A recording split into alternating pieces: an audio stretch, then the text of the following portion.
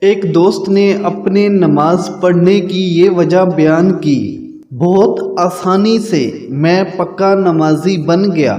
ایک دن میں کلاس میں بیٹھا ہوا تھا اور میری کلاس کا مضمون علوم دین تھا۔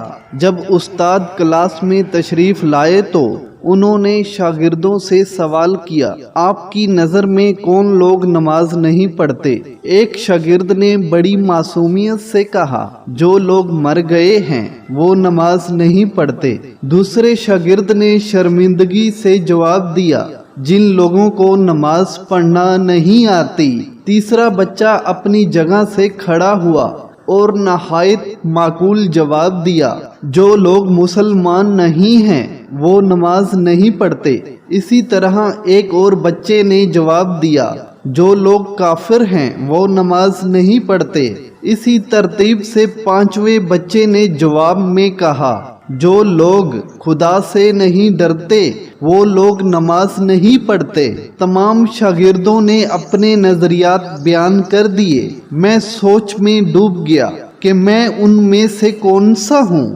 آیا میں مر گیا ہوں؟ نہیں تو کیا مجھے نماز پڑھنا نہیں آتی؟ آتی ہے۔ آیا میں مسلمان نہیں ہوں؟ الحمدللہ کہ ہوں۔ کیا میں اپنے پروردگار سے نہیں ڈرتا ہوں؟ آیا مگر میں کافر ہوں؟ نعوذ باللہ۔ پھر میں کیوں نماز نہیں پڑھتا؟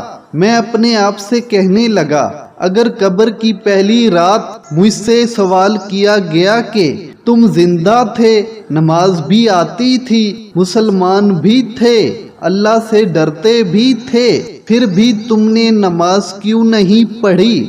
میرے پاس کیا جواب ہے؟ کیا کہوں گا میں؟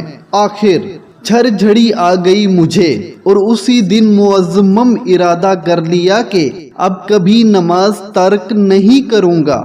صرف ایک معزم و سنجیدہ ارادے کی ضرورت ہے۔ آپ بھی اس بارے میں ضرور سوچئے گا۔ نماز دین کا ستون ہے۔ جب ستون ہی نہیں ہوگا تو نیکیوں کی بلڈنگ آپ کس کی بنیاد پر کھڑی کر سکتے ہیں؟ ستون ہوگا تو اس کے اوپر آپ نیکیوں کی بہت بڑی بلڈنگ بنا سکتے ہیں۔ اس پیغام کو دوسروں تک پہنچائیے تاکہ اللہ کسی کی زندگی کو آپ کے ذریعے بدل دے۔ ویڈیو اچھی لگی ہو تو اس ویڈیو کو لائک کر دیں۔ چینل کو سبسکرائب نہیں کیا تو ضرور سبسکرائب کر دیں اور بیل آئیکن پر بھی لازمی پریس کر دیں تاکہ ہماری آنے والی نیو ویڈیو بر وقت آپ تک پہنچ سکے۔ تو ملتے ہیں ایک اگلی ویڈیو میں، تب تک کے لیے مجھے دے اجازت۔ اللہ حافظ۔